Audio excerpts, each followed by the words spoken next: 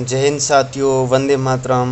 एक बार स्वागत है आप सब लोगों का पुनः बानसूर पीजी कॉलेज की ऑनलाइन क्लासेज व यूट्यूब चैनल पर। मैं आपका दोस्त कुमार अमर हाजिर हूँ आज सबके समक्ष फिर एक और बेहतरीन क्लास लेकर। और ये क्लास होगी साथियों कक्षा कला वर्ग तृतीय वर्ष और विषय हिंदी साहित्य प्रथम प्रश्न पत्र। जैसा कि प्यारे विद्यार्थियों, अपना जो प्रथम प्रश्न पत्र है उसमें आधुनिक जो काव्य जोड़ा गया है और आधुनिक काव्य के अंतर्गत आधुनिक युग के प्रमुख रूप से 11 कवियों की काव्य रचनाओं का संकलन अपने पाठ्यक्रम में किया गया है। महत्वपूर्ण उनकी जो रचनाएं हैं वो तो आप जानते हैं, बाकी मैंने भी वीडियो में बताया है पूरा। और जैसा कि अपनी कक्षाओं में अपने पूर्वों में निरंतर जो है उन कवियों की महत्वपूर्ण व्याख्याएं परीक्षा के नज़रिए से उनका हमने अध्ययन किया। साथ ही साथ मैंने कई जो पाठ हैं उन पाठों की तो व्याख्या के साथ साथ जो परीक्षा के नज़रिए से महत्वपूर्ण प्रश्न हैं उनका भी हमने अध्ययन किया। तो साथियों, बस उसी यात्रा को आगे बढ़ाते हुए आज हम इस मुहिम के इस यात्रा के अंतिम पड़ाव पर हैं। और आज हम उन 11 पाठों में से जो हमारा अंतिम पाठ है, जो अंतिम हमारे रचनाकार हैं जिसकी काव्य रचना अपने पाठ्यक्रम में संकलित की गई है, उसके ऊपर हम इस वीडियो में चर्चा करने वाले हैं। तो आप लोग बने रहिएगा, देखिएगा। ये तो आपके सपनों को साकार करने वाला भारत का उच्च शिक्षा का केंद्र बानसूर पीजी महाविद्यालय हजारों बच्चों के सपनों को अभी तक साकार कर चुका है। हो सकता है कि महाविद्यालय में आकर आपके भी सपनों को यहाँ पे पूरा किया जा सके। ठीक है साथियों, आगे अब मैं आपसे चर्चा करने वाला हूँ यहाँ पर उस अंतिम कवि और उसकी रचना के बारे में। तो देखिए साथियों, ये हैं अपने पाठ्यक्रम के अंतिम कवि दुष्यंत कुमार। प्रमुख गज़लकार भी हैं ये साथियों, और इनकी गज़लें ही अपने पाठ्यक्रम में संकलित की गई हैं साथियों। तो आज हम इस वीडियो में बात करने वाले हैं परीक्षा की दृष्टि से जो पाठ अपना दुष्यंत कुमार है उसकी महत्वपूर्ण व्याख्या और महत्वपूर्ण प्रश्न कौन सा होगा, जो कि सत्र 2020 की मत्स्य विश्वविद्यालय की परीक्षा में आने की जिसके पूरे चांस है साथियों। इसी के ऊपर अपन क्या करेंगे, चर्चा करेंगे यहाँ पे। ये तो है अपने दुष्यंत कुमार। ओके साथियों, अब यहाँ पे देखिए उनका गज़ल संग्रह साये में धूप से उनकी गज़लें अपने पाठ्यक्रम में संकलित की गई हैं। तो अब सारी गज़लें तो साथियों व्याख्या में आने से रही, तो अपन तो वह गज़ल देखेंगे जिसके आने के पूरे चांस हैं व्याख्या के तौर पर, और जो महत्वपूर्ण प्रश्न है वो कौन सा होगा उसके ऊपर अपन क्या करने वाले, चर्चा करने वाले हैं। तो आइए साथियों, सबसे पहले तो हम वो गज़ल पद्यांश जानते हैं कि जो व्याख्या के नज़रिए से हमारे लिए बेहद खास है। फिर हम उसका भावार्थ सरलार्थ जानेंगे और फिर चर्चा करेंगे महत्वपूर्ण प्रश्न के ऊपर। आइए तो देखिए साथियों, परीक्षा की दृष्टि से जो महत्वपूर्ण व्याख्या है यानी जो पद्यांश है वो ये है आपकी स्क्रीन के ऊपर। ये गज़ल है उनकी जो कि साये में धूप उनके गज़ल संग्रह से ली गई है। तो मैं पहले वाचन कर देता हूँ, तो देखिएगा साथियों। कहाँ तो तय था चिरागा हर एक घर के लिए, कहाँ चिराग मयस्सर नहीं शहर के लिए। यहाँ दरख्तों के साये में धूप लगती है, चलो यहाँ से चलें और उम्र भर के लिए। नए हो कमीज तो पाँव से पेट ढक लेंगे, ये लोग कितने मुनासिब हैं इस सफ़र के लिए। खुदा नहीं न सही आदमी का ख्वाब सही, कोई असी नज़ारा तो है नज़र के लिए, कोई असी नज़ारा तो है नज़र के लिए। तो साथियों, ये है अपना पूरा पद्यांश जो कि दुष्यंत कुमार के पाठ से जो व्याख्या आएगी यदि आएगी तो, क्योंकि वैसे 11 पाठ है, व्याख्या 4 ही आनी है, तो 3 हम ये कयास लगा रहे हैं कि लगभग 4 व्याख्या विकल्प सहित आएंगी। तो हम ये मान के चले कि 8 पाठों से व्याख्या आने वाली हैं। तो 8 में हम ये माने कि दुष्यंत कुमार जी का भी नंबर है, और यदि दुष्यंत कुमार जी के काव्य संग्रह से जो कि अपने पाठ्यक्रम में जोड़ा गया है, उसका ये पद्यांश बेहद खास है हमारे लिए व्याख्या के नज़रिए से। मैं एक बार साफ कर रहा हूँ इसको, स्क्रीनशॉट ले लें अब आप लोग। ये पद है, बेहद महत्वपूर्ण है। ठीक है साथियों, अब देखिए आप लोग सबसे पहले व्याख्या के लिए जो कि मैं निरंतर बताता आ रहा हूँ, संकेत आप लोग लिख लेंगे। अपनी जो उत्तर पुस्तिका होगी आपको जो मिलेगी वहाँ पे परीक्षा में। ठीक है साथियों, ये ध्यान रखना है। ओके, संकेत आप लोग लिख लेंगे। संकेत में दोहरा उद्धरण चिह्न लगा के शुरुआती 2 या 3 शब्द, फिर रिक्त पूरक चिह्न। ओके साथियों, और उसके बाद अंतिम जो 2 या 3 शब्द हैं वो आपको लिखने हैं, फिर पूर्ण विराम और फिर दोहरा उद्धरण चिह्न करके बंद कर देना है। फिर आपको लिखना है प्रसंग। प्रसंग में आप लिखेंगे कि प्रस्तुत पद्यांश हिंदी साहित्य के प्रमुख गजलकार दुष्यंत कुमार के द्वारा रचित गजल संग्रह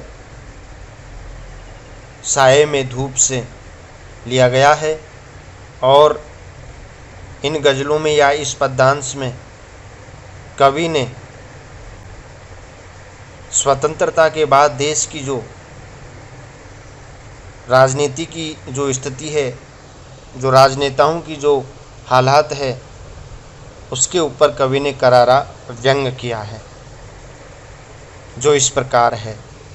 अब यहाँ पे व्याख्या हम जानेंगे, और व्याख्या से पूर्व साथियों मैं थोड़ा सा आप लोगों को अब यहाँ पे जो कठिन शब्दार्थ है उनका भावार्थ बता देता हूँ, अर्थ बता देता हूँ, और उसके बाद जो है अपन व्याख्या के बारे में जानेंगे।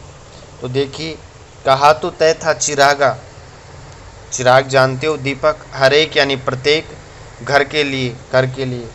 कहाँ चिराग, चिराग दीपक, मयस्सर यानी उपलब्ध, ठीक है, नहीं शहर के लिए।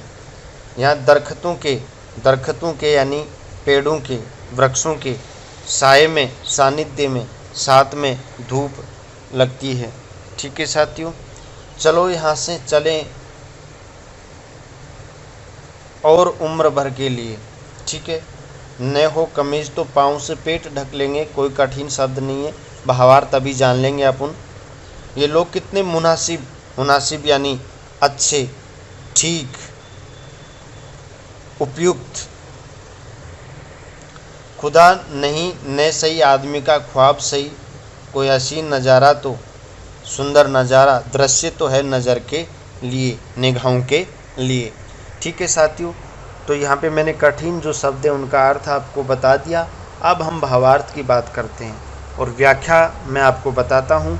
व्याख्या बताने से पूर्व मैं थोड़ा सा आपको डीपली यहाँ पे भावार्थ बताता हूँ, और फिर व्याख्या के ऊपर चलेंगे।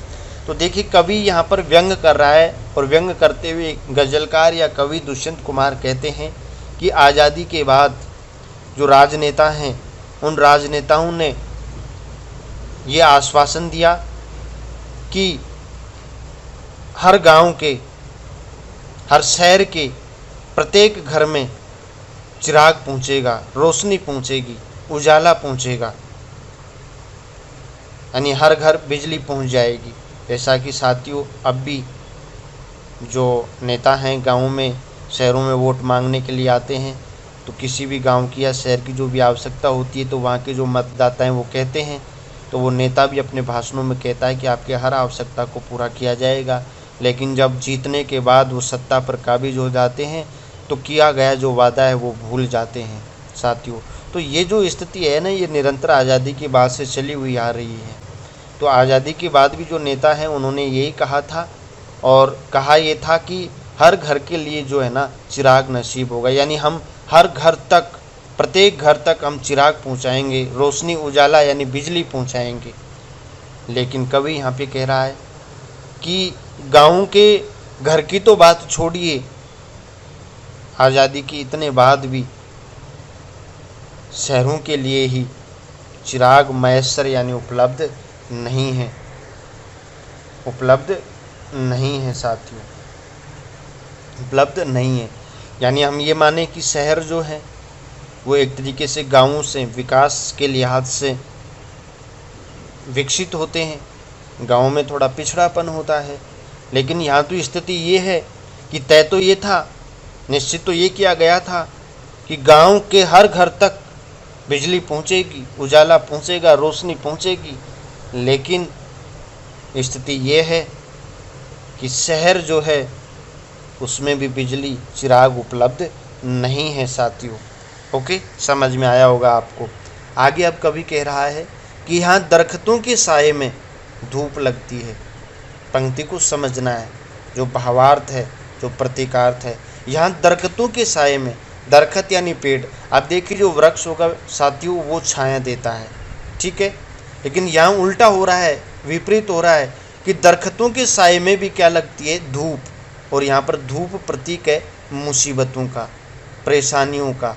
और दरख्तों के साये में, दरख्त यहाँ पे पर्याय है उनका, जहाँ से कि हमें अपनी समस्याओं के समाधान की उम्मीद है। लेकिन जिनसे हमें अपनी समस्याओं के समाधान की उम्मीद है वही हमें उल्टा और क्या दे रहे हैं, मुसीबत दे रहे हैं। ओके साथियों, चलो यहाँ से चलें और उम्र भर के लिए तो कवि जो है या देश के या समाज के जो लोग हैं अपनी इस दयनीय हालात के ऊपर कहते हैं कि हमें ये जगह छोड़ देनी चाहिए, ये स्थान छोड़ देना चाहिए। और 1-2 दिन के लिए नहीं, 2-4 साल के लिए नहीं, बल्कि उम्र भर के लिए हमें कहीं अन्यत्र चला जाना चाहिए। आगे अब कवि कह रहा है, देखिए, न हो कमीज तो पाँव से पेट ढक लेंगे। लेकिन कवि कह रहा है कि इस हालात के लिए, इस जिम्मेदारी के लिए नेता लोग भी या सरकारें भी जिम्मेदार नहीं हैं। इस स्थिति के लिए आम व्यक्ति भी जिम्मेदार है। देखिए कितना करारा व्यंग है यहाँ पर आम जन के लिए भी। वो आम जन को भी अपने अधिकारों के लिए जागरूक कर रहे हैं, और जो वो वंचित हो रहे हैं अधिकारों से या सुविधाओं से, तो उनके लिए जो है कुछ हद तक कवि ने, गजलकार दुष्यंत कुमार जी ने सटीकता के साथ, सत्यता के साथ ये कहा है कि इस स्थिति के लिए जो लोग हैं वो खुद भी जिम्मेदार हैं। तो कवि यहाँ पे कह रहा है कि न हो कमीज तो पाँव से पेट ढक लेंगे।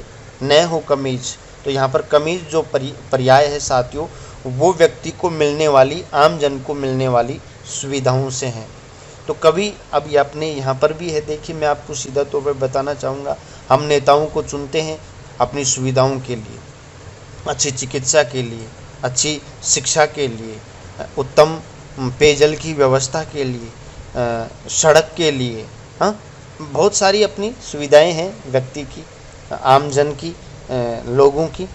तो यहाँ पे देखिए कवि कह रहा है, हम क्या सोचते हैं कि एक को हमने नेता को जिता दिया, विधायक बना दिया, सरपंच बना दिया, जो भी जनप्रतिनिधि हम चुनते हैं, तो हम क्या करते हैं कि अपने अधिकारों को या उस नेता ने हमसे जो वादे किए हैं उनको पूरा करवाने के लिए हमें इतनी किसी में हिम्मत नहीं होती है कि हम उसको जाकर उसके वादे याद दिला सकें या उससे उसके किए गए वादों को पूरा करवा सकें।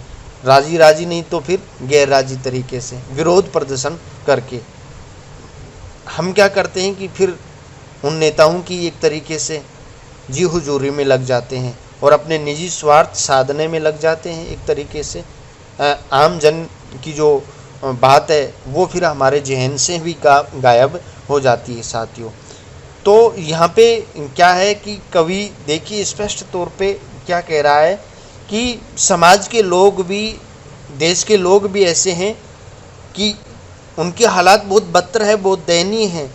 उनको अपना तन ढकने के लिए उनके तन पर कमीज नहीं है, लेकिन वो क्या करते हैं कि यदि कमीज भी नहीं है तो अपनी उस कमजोरी को छिपाने के लिए वो अपने पाँव से ही पेट को ढकने की क्या करते हैं, कोशिश करते हैं। यानी विरोध नहीं करेंगे, यानी कमीज रूपी जो सुविधाएं उनसे वंचित हैं वो लोग, उनको प्राप्त करने के लिए अपने जनप्रतिनिधि से कहेंगे नहीं वो पूरा क्यों नहीं कर रहा, उसका विरोध नहीं करेंगे, बल्कि अपने आप खुद ही जो है ना उन समस्या से निजात पाने के लिए या उन समस्याओं से समाधान पाने के लिए, उनका निराकरण करने के लिए खुद ही कुछ एक अलग नया तरीका खोजने की कोशिश करते हैं। ये लोग कितने मुनासिब हैं इस सफ़र के लिए। तो कवि कहता है कि राजनेताओं के इस सुहाने सफ़र के लिए ये लोग, आम जन कितना उपयुक्त है, कितना अच्छा है, कितना ठीक है कि राजनेता जो लोग हैं अपनी राजनीति जो है, अपनी सत्ता का जो सुख है वो बिना किसी विरोध के आराम से क्या करते रहते हैं, प्राप्त करते रहते हैं। आगे कवि कह रहा है कि खुदा नहीं न सही आदमी का ख्वाब सही, कोई ऐसी नज़र आतो है नज़र के लिए। और कवि यहाँ पर कह रहा है कि ऐसे इन लोगों के लिए ईश्वर तो ना मिले, खुदा तो ना मिले, ये कोई बात नहीं, ठीक है न सही, लेकिन उनकी नज़रों में आदमी का ख्वाब ही सही। आदमी तो है, कोई हसीन नज़ारा तो है नज़र के लिए, और अपनी हसीन ज़िंदगी जीने के लिए इससे अच्छा और हसीन नज़ारा क्या चाहिए उन्हें अपनी नज़रों के लिए।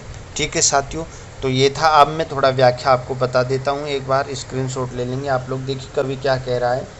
कवि राजनीतिज्ञों पर व्यंग करते हुए कहता है कि राजनीतिक लोगों को बड़े बड़े लुभावने सपने दिखाते हैं, यानी लोगों को बड़े बड़े लुभावने सपने दिखाते हैं। उन्होंने ये तय किया था कि प्रत्येक घर के लिए एक चिराग होगा, अर्थात हर घर को रोशनी प्रदान की जाएगी। इन घरों में रहने वालों के जीवन में खुशहाली आएगी, पर उनका आश्वासन थोथा होकर रह गया। यथार्थ स्थिति ये है कि पूरे शहर के लिए भी एक चिराग नहीं है। ये कथनी और करने का अंतर है। पूरा शहर अंधकार में डूबा है, अर्थात अभाव में रह रहा है। स्क्रीनशॉट ले लें, फिर मैं आगे चलूँगा साथियों। यहाँ पर पूरा ये व्याख्या है, वो मैंने भावार्थ समझाया था आपको अपने शब्दों में, अब व्याख्या है, ये इम्पोर्टेंट व्याख्या ही मैं आपको बता रहा हूँ, इम्पोर्टेंट पदांश है। ले लिया होगा स्क्रीनशॉट। आगे चलता हूँ। देखिए कवि आगे अपनी बात को बढ़ाता है और क्या कहता है। इस बनावटी समाज की दुनिया बड़ी विचित्र है। यहाँ तो पेड़ों की छाया में भी धूप लगती है, अर्थात यहाँ लोगों को शांति नहीं मिल पाती। यहाँ से कहीं दूर चल देना चाहिए। ये जाना कुछ देर के लिए न होकर पूरी उम्र भर के लिए होना चाहिए। इस समाज में रहना क्या नहीं है, ठीक नहीं है, ऐसी कवि क्या करता है, कल्पना करता है। आगे और हम देखेंगे, पहले आप लोग स्क्रीनशॉट ले लीजिएगा साथियों। अब मैं आगे चलता हूँ। यहाँ पे देखिए, ले लिया होगा आपने निश्चय स्क्रीनशॉट। आगे देखिए और क्या कह रहा है कवि। यहाँ पे कवि अभावों के मध्य जी लेने की बात कहता है। यदि हमारे पास पहनने के लिए कमीज नहीं होगी तो हम पाँव को मोड़कर अपने पेट को ढक लेंगे।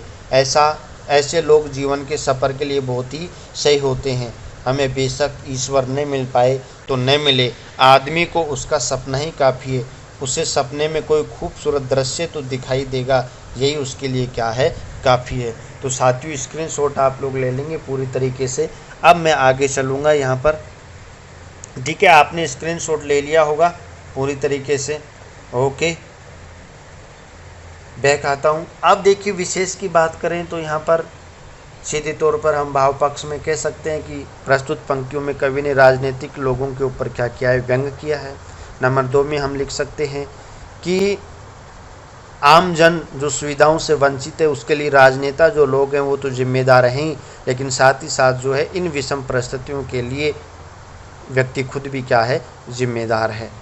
ठीक है साथियों, यदि बात करें तो प्रस्तुत पदांश में खड़ी बोली हिंदी के साथ साथ तत्सम तद्भव युक्त अरबी फारसी शब्दावली का क्या हुआ है, प्रयोग हुआ है साथियों। वर्णावर्ती के कारण अनुप्रास अलंकार व साथ ही साथ जो है यहाँ पे हम लोग बात करें तो ये जो है यहाँ दरख्तों के साये में धूप लगती है में साथियों विरोधाभास अलंकार का क्या हुआ है, प्रयोग हुआ है। इसके अतिरिक्त यहाँ पे हम लोग बात करें एक सीधे तौर पर तो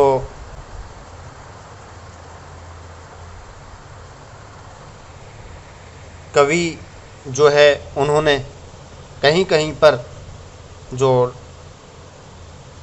लाक्षणिक शैली का भी अपनी इस काव्य रचना में या पद्यांश में क्या किया है, प्रयोग किया है। ठीक है साथियों, अब देखिए व्याख्या के बाद मैं आप लोगों से चर्चा करूंगा यहाँ पर जो महत्वपूर्ण प्रश्न है वो कौन सा है इस पाठ का। तो देखिए, परीक्षा की दृष्टि से पाठ दुष्यंत कुमार का महत्वपूर्ण प्रश्न, और प्रश्न ये कि दुष्यंत कुमार ने गजल विधा को नया तेवर दिया। इस कथन के आधार पर साये में धूप गजल संग्रह की विशेषताओं की विवेचना कीजिए। देखिए, बहुत सारे गजलकार हुए हैं साथियों, लेकिन गजल को शीर्ष पर पहुंचाने में और एक नया तेवर देने में दुष्यंत कुमार ने महत्वपूर्ण भूमिका अदा की है।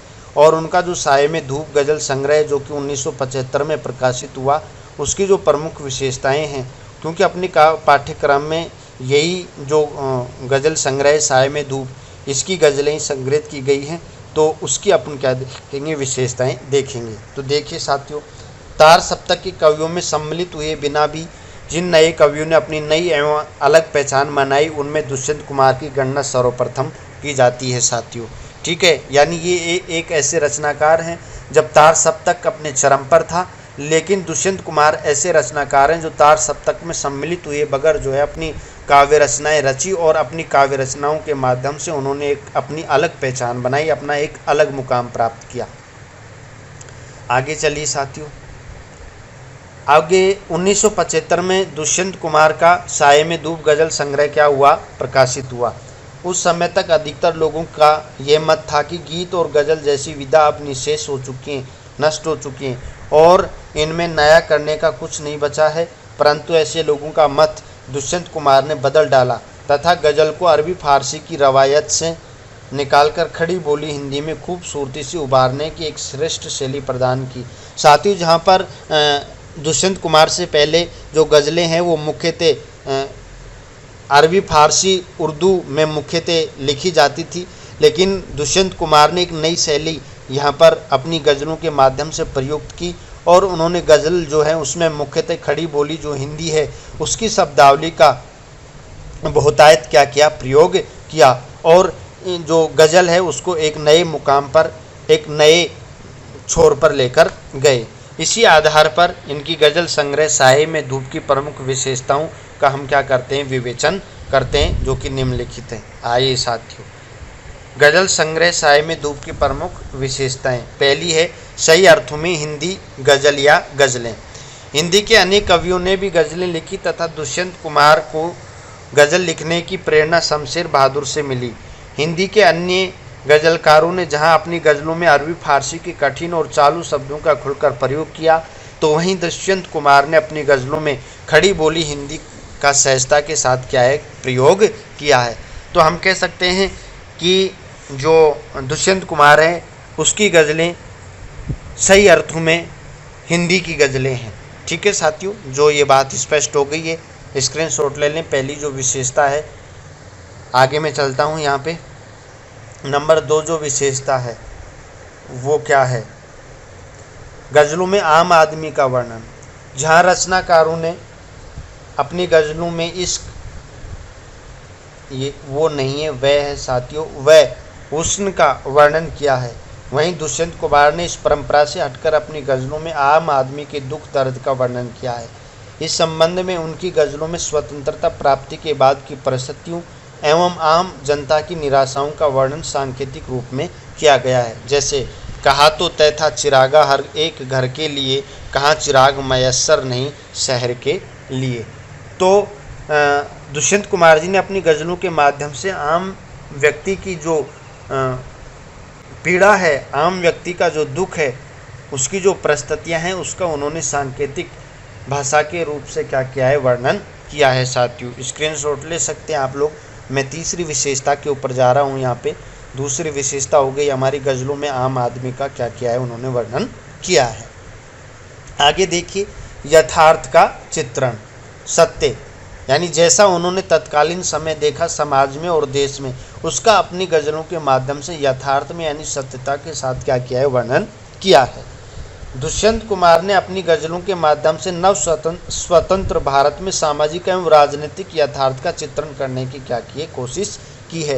यानी तत्कालीन समय जो है हमारा जो भारत का समाज था और जो राजनीतिक जो स्थिति थी उसके यथार्थ का, उसके सत्य का अपनी गज़लों के माध्यम से क्या किया है, चित्रण किया है। जैसे कि सिर्फ हंगामा खड़ा करना मेरा मकसद नहीं, मेरी कोशिश है कि ये सूरत बदलनी चाहिए। सूरत उस समय की जो दयनीय थी, मेरे सीने में नहीं तो तेरे सीने में ही सही हो, कहीं भी आग लेकिन जलनी चाहिए, यहाँ पे। ठीक है साथियों, तो ये थी तीसरी विशेषता। आप लोग इसका भी स्क्रीनशॉट ले सकते हैं। आगे मैं चलता हूँ। नंबर 4 जो विशेषता है, नंबर 4, सरल भाषा में अधिक कह देने की प्रवृत्ति। एक कुशल रचनाकार की तरह दुष्यंत कुमार ने सरल शब्दों में अपनी गज़लों में एक व्यापक अर्थ की क्या कर दिए, अभिव्यक्ति कर दी है। हो गई है पीर पर्वत सी पिघलनी चाहिए, इस हिमालय से एक और गंगा निकलनी चाहिए। तो साथियों, मैं आपको बताना चाहूँगा कि दुष्यंत कुमार ने अपनी गज़लों में जो भाषा प्रयुक्त की गई है वो सरल भाषा है, लेकिन सरल भाषा में भी एक विशेष अर्थ की उन्होंने क्या कर दी है, अभिव्यक्ति कर दी है यहाँ पे। जैसे कि इन पंक्तियों के माध्यम से बात स्पष्ट हो रहा है। गंगा पाप नाशिनी है। कवि ने गंगा जैसे शब्दों का सोच समझकर प्रयोग किया है तथा इसमें सामाजिक राजनीतिक चेतना क्या की गई है, व्यंजित की गई है। आगे देखिए, नंबर 5 जो है, स्क्रीनशॉट ले सकते हैं आप लोग। नंबर 5 जो विशेषता है वो क्या है, कटाक्ष एवं व्यंग। इन्होंने अपनी गज़लों के माध्यम से व्यंग किया है। वो तो मैंने पहले भी बता दिया कि मुख्यतः राजनीतिक जो स्थिति है देश की उस समय की, उसके ऊपर उन्होंने अपनी गज़लों के माध्यम से व्यंग किया है। दुष्यंत कुमार ने अपनी गज़लों के माध्यम से भ्रष्ट राजनीति, स्वार्थ साधक राजनीतिज्ञों, संविधान के खोखलेपन पर क्या किया है, व्यंग किया है। सामान कुछ नहीं फटे हाल है मगर झोले में उसके कोई संविधान है। तो साथियों देखो कितना करारा व्यंग है यहाँ पर। ओके, तो यहाँ पर उन्होंने अपनी गज़लों के माध्यम से जो है व्यंग किया है, कटाक्ष किया है। आगे मैं चलता हूँ नंबर 6 के ऊपर। उनके गज़लों की अगली विशेषता क्या है, स्क्रीनशॉट ले लें आप इसका। ये देखिए, जिजीविषा यानी संघर्ष करने की, लड़ने की क्षमता एवं संघर्ष का स्वर। दुष्यंत कुमार की गज़लों में सामाजिक परिवेश, राजनीतिक भ्रष्टाचार, आम जनता में व्याप्त निराशा एवं कुंठा आदि की ओर संकेत करते हुए जिजीविषा और संघर्ष करते रहने का भाव क्या हुआ है, व्यक्त हुआ है। जहाँ एक दुष्यंत कुमार जी ने अपनी काव्य रचनाओं में, मैं आपको बताना चाहूँगा कि सामाजिक और राजनीतिक भ्रष्टाचार और जनता में व्याप्त निराशा को व्यक्त किया, लेकिन उस निराशा के मध्य में, उस निराशा के साथ में उन्होंने आम जन को संघर्ष करने के लिए, जिजीविषा से लड़ने के लिए जो है उन्होंने प्रेरित किया है। जैसे रह रहे आंखों में चुभती है पथ की निर्जन दोपहरी, आगे और बढ़े तो शायद दृश्य सुहाने आएंगे। यानी स्पष्ट हो गया यहाँ पर ये बात कि हमें दोपहरी में यानी संकटों में, बाधाओं का सामना करते हुए, जो कि हमारी आंखों में चुभ रहे हैं, उनका सामना करते हुए निरंतर आगे बढ़ते रहना चाहिए। होगा निश्चय ही आगे बढ़ने से हमें दृश्य जो सुहाने वो मिलेंगे। थोड़ी आँच बची रहने दो, थोड़ा धुआं निकलने दो, कल देखें कि कई मुसाफिर इसी बहाने आएंगे। ठीक है साथियों, स्क्रीनशॉट ले लेंगे आप लोग। तो इस प्रकार से उनके गज़लों में जिजीविषा एवं संघर्ष का जो पुट है, जो स्वर है, प्रमुखता के साथ हमें दिखाई देता है। तो साथियों ये थी प्रमुखतः उनके गज़लों की 6 विशेषताएं जो कि उन्होंने अपनी गज़लों की विषय वस्तु में वर्णित की। तो हम निष्कर्ष पर पहुँचे हैं और निष्कर्ष ये है कि इस विवेचन के आधार पर संक्षेप में कह सकते हैं कि दुष्यंत कुमार की गज़लें उच्च कोटि की हैं तथा उन्होंने खड़ी बोली में गज़लें लिखकर भाव एवं विचारों की अभिव्यक्ति के क्षेत्र में एक नई शैली प्रारंभ की तथा दुष्यंत कुमार की गज़लों की अनेक विशेषताएं हैं तथा इनमें समकालीन सामाजिक यथार्थ सशक्त रूप में क्या हुआ है, व्यंजित हुआ है। ठीक है साथियों, तो ये थी आज की अपनी क्लास। निश्चय ही आपको अच्छी लगी होगी। अच्छी लगे तो शेयर करें और बांसुर पीजी कॉलेज के यूट्यूब चैनल को सब्सक्राइब करें, बेल आइकन को दबाएं जिससे कि आगामी कक्षाओं का नोटिफिकेशन आपको मिल जाए। और साथ ही साथ अपनी परीक्षाओं की तैयारी पुरजोर तरीके से आप लोग करें, मेहनत करें। मैं तो यही कहना चाहूँगा कि निश्चय ही आपको सफलता मिले, आप सफलता के नए आयाम जो हैं वो प्राप्त करें साथियों। अब मैं आप लोगों से, जैसे कि 11 जो पाठ हैं उनकी व्याख्या अपनी कंप्लीट हो गई, और साथ ही साथ जो है कई पाठों की तो व्याख्या के साथ मैंने महत्वपूर्ण जो प्रश्न है वो भी साथ करवा दिए। अब सबसे पहले तो मैं इसी प्रथम प्रश्न पत्र के जो महत्वपूर्ण जो पाठ हैं अपने सारे, जिनके प्रश्न नहीं करवाए उनके पहले प्रश्न करवाऊंगा, और प्रश्न करवाने के बाद जो है बाद में अपन चर्चा करेंगे साथियों अपना जो दूसरा पार्ट है प्रथम प्रश्न पत्र, उसकी जो महत्वपूर्ण जो पाठ हैं और उनकी जो व्याख्याएं हैं और उनके जो प्रश्न हैं उसके ऊपर क्या करेंगे, चर्चा करेंगे हम लोग साथियों। तो बने रहिएगा आप लोग। एक बार पुनः आपका स्वागत है। मैं लेता हूं आप लोगों से विदा। जय हिंद, जय भारत।